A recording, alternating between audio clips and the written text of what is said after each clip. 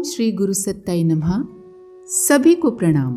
पिछले वीडियो में हमने सुना, जब तक मनुष्य सदाचारी संयमी रहता है उसमें शारीरिक बल, मानसिक बल, आत्मिक बल की कमी नहीं रहती, और जब वह कुमार्ग पर चलने लगता है तो उसका बल क्षीण हो जाता है, वो हर प्रकार से दुर्बल हो जाता है। जो समय का सदुपयोग नहीं करना जानते वे आलसी अर्थात शारीरिक श्रम से बचाव व प्रमादी अर्थात मानसिक रूप से जड़ हो जाते हैं। समय ईश्वर के द्वारा प्रदान किया गया बहुमूल्य रत्न है। इसके सदुपयोग से मनुष्य विभिन्न विभूतियों, संपदाओं को अर्जित करता है और उसको गंवाने से अपना पूरा जीवन ही गंवा बैठता है। कौन कितना लंबा जिया, इसका लेखा जोखा इस आधार पर होना चाहिए कि उसने अपने समय का उपयोग कितने महत्वपूर्ण प्रयोजनों के लिए किया। किसी भी कार्य को करने से पहले उसके दूरगामी परिणाम एवं वो हमारे लिए कितना उपयोगी है ये अच्छे से समझ लेना चाहिए और फिर योजनाबद्ध तरीके से उसे कार्यान्वित करना चाहिए। आइए इसी क्रम को आगे बढ़ाते हैं। विचार सूक्ष्म स्तर का कर्म है। कार्य का मूल रूप विचार है, यानी कि पहले हम सोचते हैं और फिर जो सोचा है वही करते हैं। समय की तरह विचार प्रवाह को भी सत्प्रयोजन में लगाए रखा जाए। हमें जब खराब या निरर्थक विचार आए तो उन्हें हटाकर अच्छे विचार, सद्विचार लाने का हम प्रयत्न करें। उपयोगी उत्कृष्ट विचारों को मर्यादा में, चिंतन को सीमाबद्ध रखने से वे सृजनात्मक प्रयोजनों में लगते हैं और महत्वपूर्ण प्रतिफल उत्पन्न करते हैं।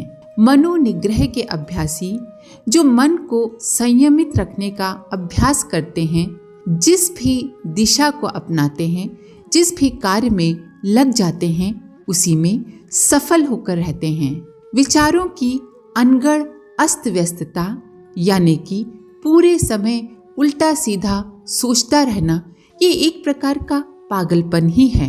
जिस प्रकार समय को योजनाबद्ध कर सफलता पाई जाती है, उसी प्रकार विचार प्रवाह को भी सुनियोजित करके किसी उत्कृष्ट लक्ष्य विशेष से जोड़कर लौकिक व आत्मिक जगत में लाभान्वित हुआ जा सकता है। मनुष्य के जो भी कर्म दिखाई देते हैं वे उसके विचारों के ही परिणाम हैं।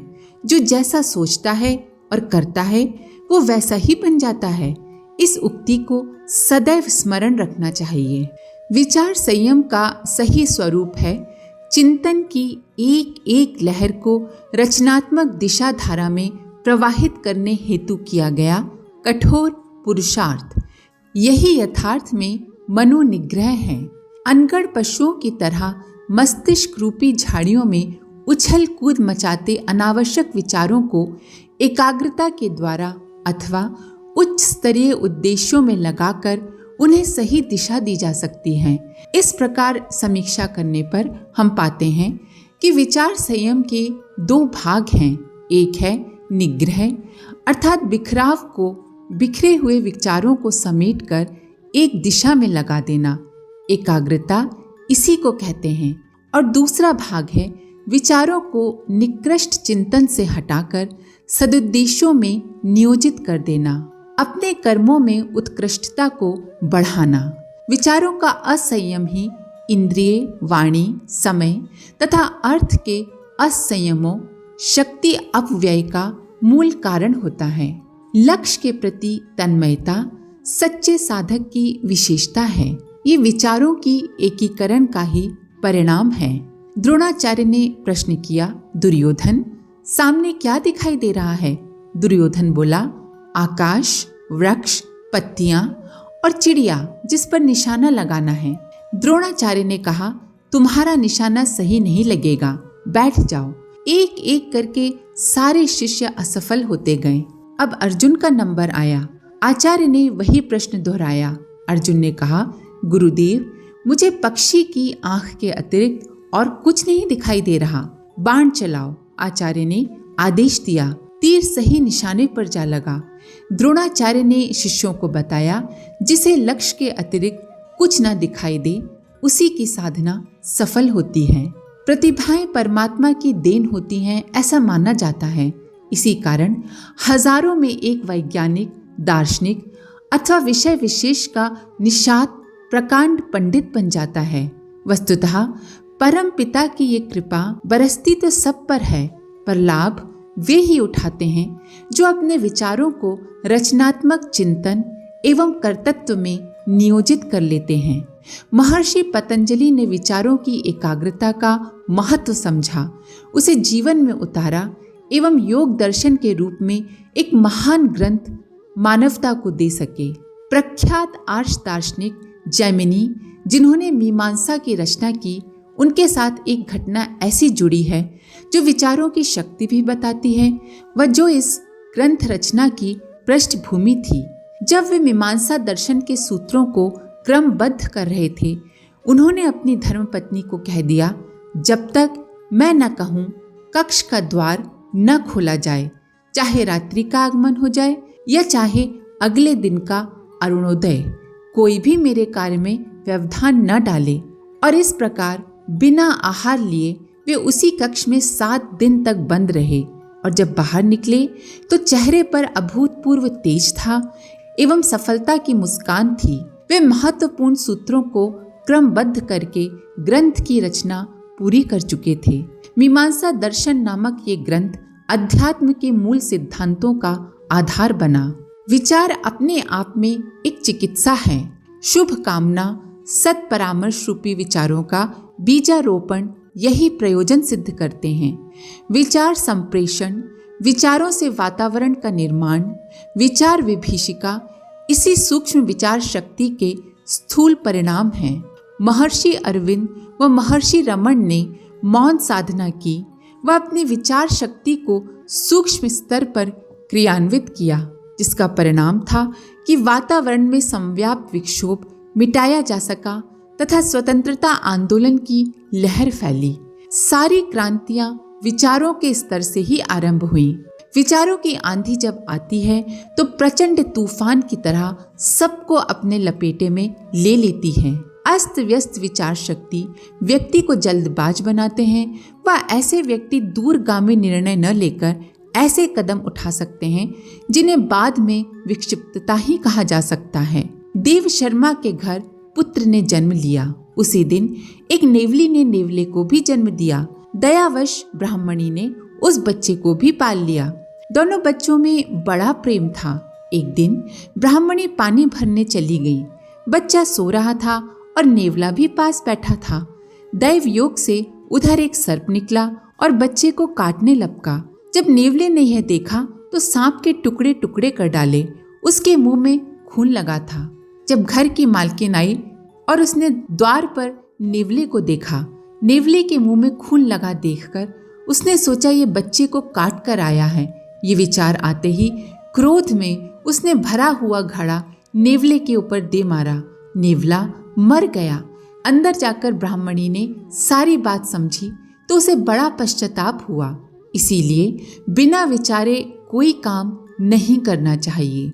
विचारों का संयम न हो तो वाणी, इंद्रिय, धन आदि का अपव्यय न करते हुए भी व्यक्ति कुछ पाता नहीं बल्कि खोता ही है। एक ग्रामीण ने संत ज्ञानेश्वर से पूछा, संयमित जीवन बिताकर भी मैं रोगी हूँ महात्मा जी, ऐसा क्यों? तब संत बोले, तुम्हारे मन में तो बड़े ही निकृष्ट विचार हैं। भले ही तुम बाहर से संयम बरतते रहो, पर अगर मन में कलुष भरा हो, विचार गंदे हों, तो वो रोगी बनाएगा ही। विचारों को आवारा कुत्तों की तरह निकृष्ट चिंतन में भटकने न दिया जाए।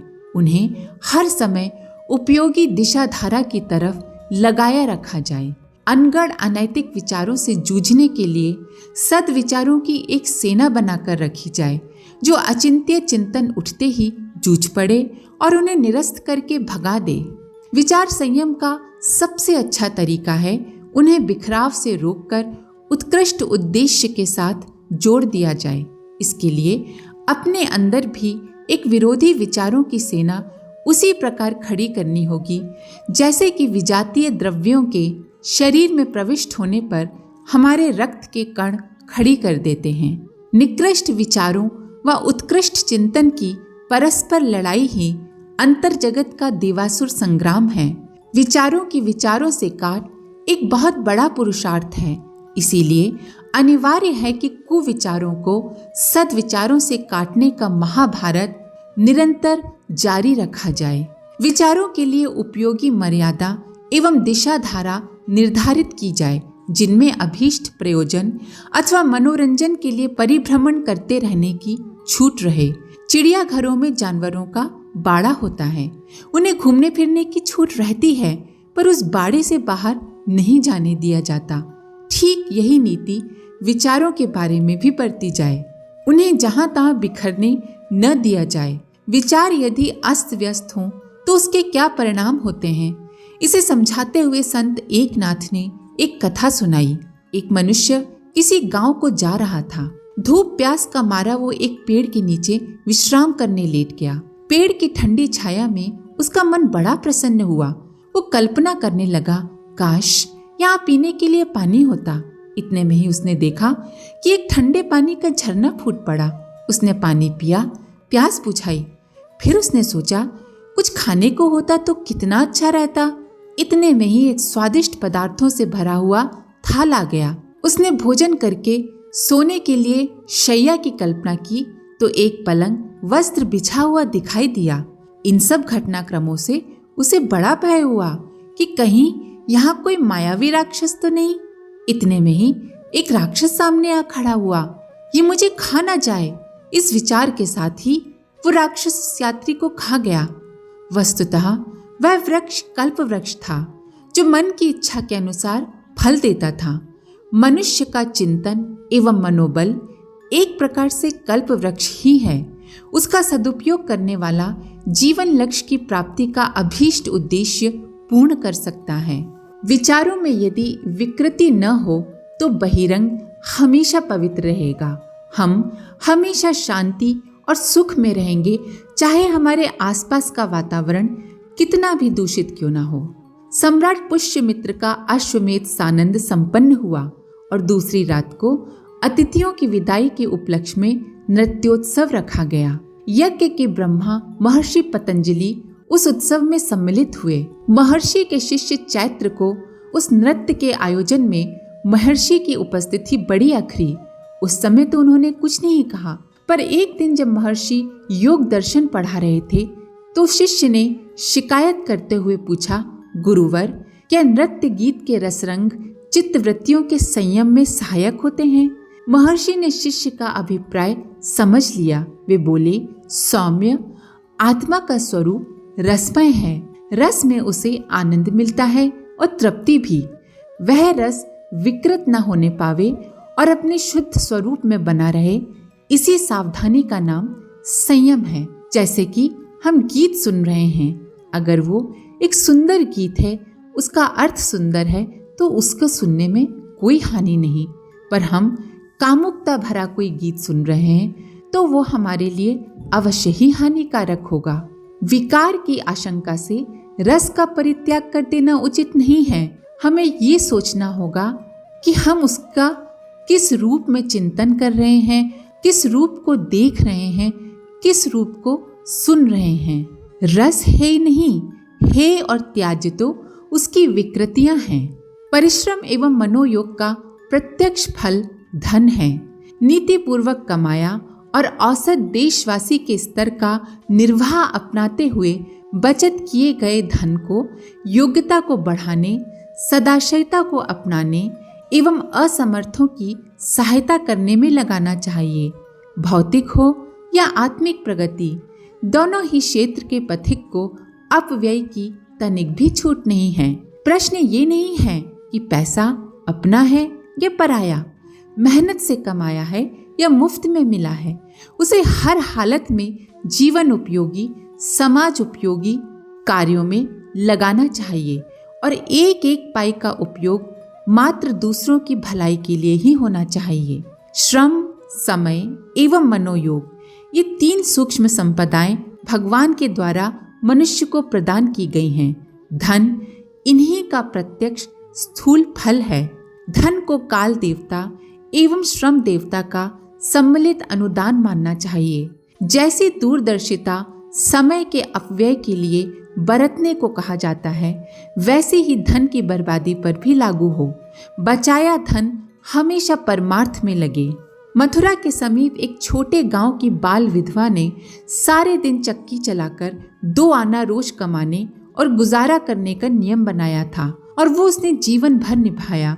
उन दिनों के 2 आनों की कीमत आज कई गुना मानी जा सकती है। 2 पैसा रोज उसने इसी 2 आना में से नियमित रूप से परमार्थ के लिए बचाए और वृद्धावस्था तक 1000 की राशि से मथुरा दिल्ली मार्ग पर एक पक्का कुआं बनवा दिया। मधुर शीतल आरोग्यवर्धक जल वाला ये कुआं पिसनहारी का कुआं नाम से प्रख्यात है। जो इसका इतिहास सुनता है, शीतल जल पीता है, उसकी अंतरात्मा अनायास ही उस स्वर्गस्थ उदार देवात्मा की स्मृति में शत शत नमन से संयुक्त भाव भरी श्रद्धांजलि पुलकित मन से चढ़ाती चली जाती है। यदि भावना हो, अंथा से उदार मनावृत्ति प्रकट हो सके तो परमार्थ के लिए क्या कुछ नहीं किया जा सकता। स्मार्त देश में निर्धन बखरी नाम का एक ऐसा स्थान है जहाँ प्रतिदिन जो भी व्यक्ति पहुँचता है उसे पेट भर भोजन मिलता है। इस स्थान पर कभी एक निर्धन भिक्षु रहा करता था। एक दिन एक स्त्री की प्रताड़ना से दुखी होकर उसने भिक्षावृत्ति त्याग दी और मेहनत करने लगा। कुछ ही दिन में परिश्रम से काफी संपत्ति हो गई। वो व्यापार करने लगा, बहुत सारा धन एकत्र हो गया। एक दिन वही स्त्री भीख मांगती हुई उसके पास पहुंची जिसने उसे प्रताड़ित किया था। भिक्षु का मन भर आया। उसने अपनी सारी संपत्ति गरीबों को दान कर दी और लोक सेवी हो गया। असमर्थों की सहायता के लिए दिया गया धन मेघों के रूप में देने वाले के ऊपर बरसकर उसे भावनाशीलों की भावांजलियों से कृतार्थ कर देता है। गुजरात के एक गांव की सत्य घटना है। 30 वर्ष की आयु में ही पति परलोकवासी हो गए। पीछे छोड़ गए 30 बीघा जमीन और हल बैल। पत्नी ने सोचा, ये पति की संपदा है, इस पर मेरा क्या अधिकार। मुझे भगवान ने 2 हाथ इसलिए दिए हैं कि मैं उन्हीं की कमाई खाऊं, फिर पति की संपत्ति का क्या उपयोग हो। उसने देखा गांव में पानी की बड़ी कमी है। स्त्रियों को 1 मील दूर के कुएं से पानी लाना पड़ता है। पशुओं को पानी पिलाने की बड़ी दिक्कत होती है। सो उसने पति की जमीन, हल बैल सब बेचकर गांव के एक समझदार सज्जन की देखरेख में एक कुआं खुदवा दिया। पशुओं के पानी पीने के लिए एक पक्की हौदी भी बनवा दी। नीति पूर्वक कमाना व उस धन को अपना नहीं, समाज का मानकर औसत स्तर का जीवन जीना ही महामानवों की विशेषता रही है। मनीषी जिलानी के जीवन का एक प्रसंग है। वे रात्रि के पहले प्रहर में राज्य के आदेश अनुसार एक पुस्तक लिखा करते थे और चौथे प्रहर को अपनी पूजा आराधना में लगाते थे। दोनों काम वे रात में ही करते थे। दिन दूसरे कामों में बीत जाता था। उनके पास 2 दीपक थे। जब पुस्तक लिखते तो एक दीपक जलाते और जब पूजा का समय होता तो दूसरे को जलाते।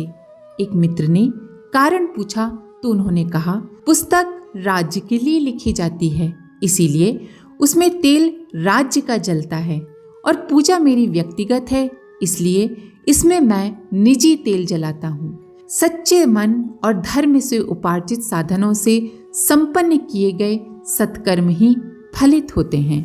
इसके आगे का अगले वीडियो में। आज के लिए इतना ही। अपने विचार कमेंट बॉक्स में जरूर लिखें। आप सभी का धन्यवाद। ओम शांति। हमारे YouTube चैनल को सब्सक्राइब करें और बेल आइकन को दबाकर ऑल पर क्लिक करें ताकि आने वाले सभी वीडियोस की नोटिफिकेशन आपको मिलती रहे।